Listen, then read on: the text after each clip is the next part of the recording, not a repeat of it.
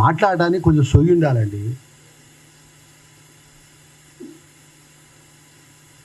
మొన్ననేగా CM Ramesh గారు మాట్లాడండి ఒక వీడియోలో. సీఎం రమేష్ గారు ఆంధ్ర నుంచి ఒక నాయకుడు మాట్లాడాడు. ఏం మాట్లాడాడు?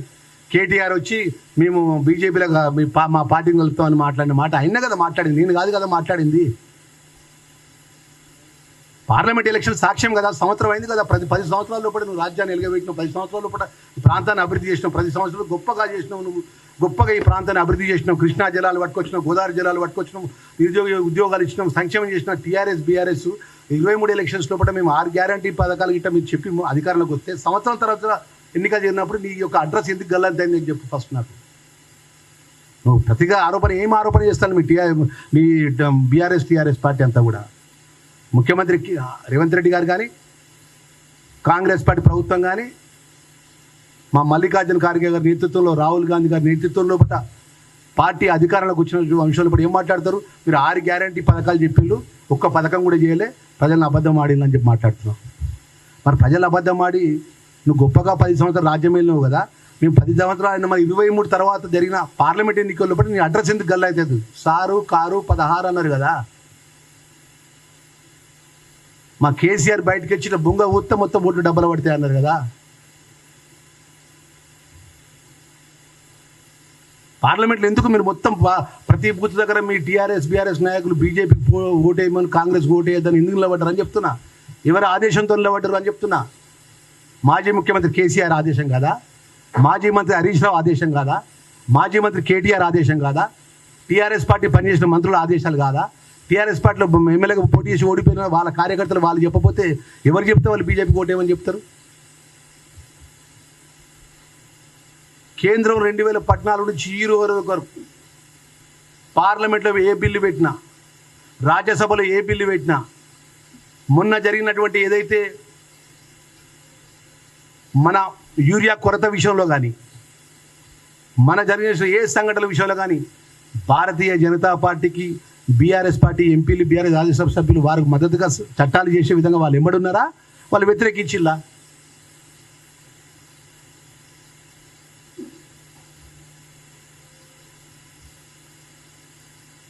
ఫస్ట్ వీటన్నిటి జవాబు చెప్పమని దమ్ము ధైర్యం ఉంటే.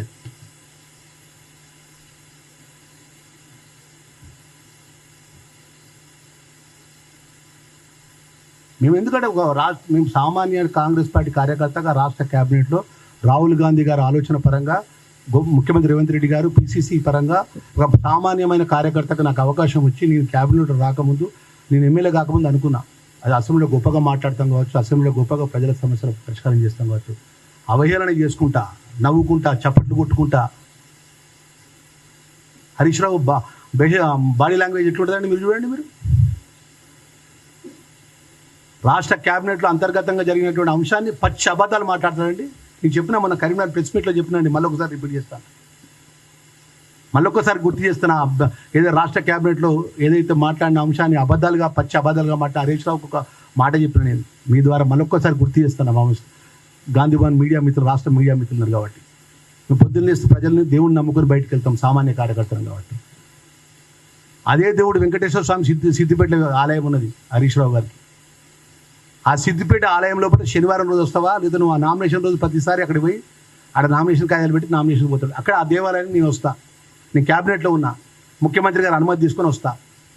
క్యాబినెట్లో ఏం జరిగిందో అక్కడ ఉన్న బాయో బోరో కాడ స్నానం చేసి స్వామివారి ఎదురుగా నిలబడి తడి బట్టలతో నేను చెప్తాను. నేను నా జన్మనిచ్చిన తల్లి తండ్రిని ఉంటే చెప్తే క్యాబినెట్లో ఒక్క విషయం కూడా అంతర్గతంగా, వ్యక్తిగతంగా ఆరోపణలు ఏ ఒక్క మంత్రి సంబంధించిన విషయం జరగలేదు, మాట్లాడలేదు. ఓన్లీ సంక్షేమానికి, అభివృద్ధికి, ప్రజల క్షేమం కోసమే గౌరవ ముఖ్యమంత్రి గారి నేతృత్వంలో క్యాబినెట్ జరిగిందన్న అంశాన్ని నేను చెప్తా. ప్రతి అంశం, ఎజెండా అంశాన్ని మాట్లాడతా. అక్కడ ప్రతి మాట మాట్లాడతా. మరి దాన్ని కట్టుబడి ఉంటావా? నువ్వు వచ్చి తడిబట్టలతో వచ్చి క్యాబినెట్లో నేను మొన్న మాట్లాడిన, మన 10 రోజుల కింద ప్రెస్ కాన్ఫరెన్స్లో మాట్లాడిన మాట నిజము. వాళ్ళు ఇట్లా ఈ రాష్ట్ర ప్రభుత్వం నడిపేటువంటి మంత్రులు కానీ, రాష్ట్ర ప్రభుత్వం ముఖ్యమంత్రి గారు కానీ వాళ్ళ వ్యక్తిగతమైన ఎజెండాకే ఆ క్యాబినెట్ పరిమితమైందని మాట్లాడగలుగుతావా అంటున్నా నేను. ఎందుకండి మీకు తెలంగాణ ఆశ? 20 నెలలకి ఇంత ఆక్రోశం ఎందుకు? ఇప్పుడు 29 ఎన్నికలప్పుడు ప్రజలు ఎట్లా బుద్ధి చెప్పాలి, బుద్ధి చెప్తారు. ఎవరు పని చేయకపోతే పని చేసిన వాళ్ళు పరమరథం పడతారు. ఇలా మీరు మాట్లాడినట్టు మీ అంతర్గతంగా మీ పార్టీకి సంబంధించిన వ్యవహారం లోపల మీ కుటుంబ సభ్యురాలు మీ కవితక్క చెప్పినటువంటి ఏదైతే మాట ఉన్నదో ఆమె ప్రెస్ పరంగా మాట్లాడిన మాటలు ఫస్ట్ దానికి వివరణ ఇవ్వండి హరీష్ రావు గారు.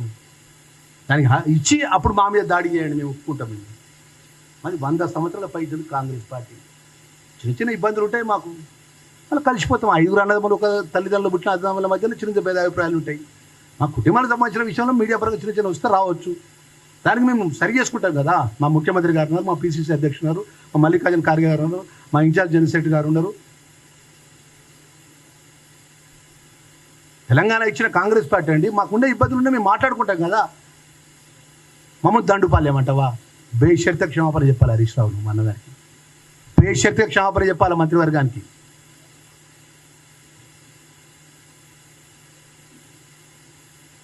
మాకు హరీష్ రావు గారు వ్యక్తిగతంగా మాకేం కోపం లేదండి, ప్రజాక్షేత్రంలో చూసుకుందాం ఎవరేమైనా కూడా. కానీ ప్రజాస్వామ్యంలో ప్రజలతో ఎన్నుకోబడ్డప్పుడు గౌరవంగా మనం అందరం వెళ్ళాలి. ప్రజలంతా, తెలంగాణ ప్రజలంతా గమనిస్తాను.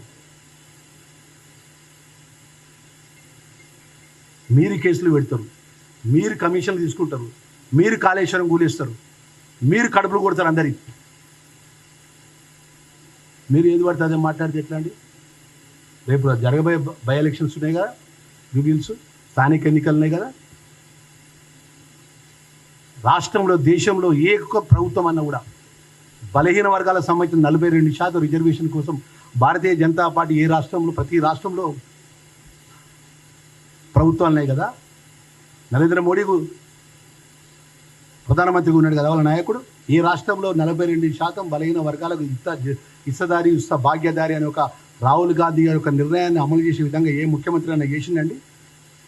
రాష్ట్ర ముఖ్యమంత్రి రేవంత్ రెడ్డి గారి నేతృత్వం లోపల రాష్ట్ర క్యాబినెట్లో ఆమోదం తెలిపి అసెంబ్లీలో పెట్టి టీఆర్ఎస్ పార్టీ ఎమ్మెల్యేలు మాట్లాడతారు 42% మద్దతు అని. భారతీయ జనతా పార్టీ సంబంధించిన ఎమ్మెల్యేలు మాట్లాడతారు. రాష్ట్ర గవర్నర్ ద్వారా కేంద్రాన్ని పోతే ఎవరు తీసుకురావాలండి? కేంద్రంలో ఎవరు దాన్ని ఆమోదం తెలిపి ఆ ఆర్డినెన్స్ బయటికి తీసుకురావాలండి? భారతీయ జనతా పార్టీ కేంద్రంలో ప్రభుత్వం వారి బాధ్యత కాదా? 30 సంవత్సరాలకి వెళ్ళి అన్నదమ్ములా కలిసినటువంటి ఎస్సీ కేటగిరేషన్, ఇప్పుడు మా సత్తన్న ఉన్నాడు, నేను మాదిగా అన్నదమ్ముల్లాగా సమస్యను పరిష్కరించే లోపల సుప్రీంకోర్టు యొక్క నిర్ణయాన్ని అమలు చేసి, చట్టాన్ని అమలు చేసి ఫలాలు అందించింది గౌరవ ముఖ్యమంత్రి రేవంత్ రెడ్డి గారి నేతృత్వంలో కాదా అంటున్నా. సంక్షేమ కార్యక్రమాలు అమలు చేస్తున్నాం, నిరుద్యోగ యువకులకు ఉద్యోగాలు ఇస్తున్నాం, రైతులను ఆదుకుంటున్నాం. 42% బీసీలకు సంబంధించిన న్యాయమైన సమస్య పరిష్కారం కోసం ఢిల్లీకి పంపించినాం. ఎస్సీ కేటగిరీషన్ ఫలాలు సమానంగా అందాలని ఫలాలు అందించే విధంగా గౌరవ ముఖ్యమంత్రి గారు ప్రభుత్వాన్ని నడిపితే ఏది పడితే అది క్యాబినెట్ మాట్లాడు, ఏది పడితే మాట్లాడు, వాళ్ళు రేవంత్ అని ఏకవచనంతో మాట్లాడతారు. మేము మాట్లాడలేమా కేసీఆర్ గారిని? అసలైన తొలి వెలుగు. ఫాలో వాట్సాప్ @తొలి వెలుగు official.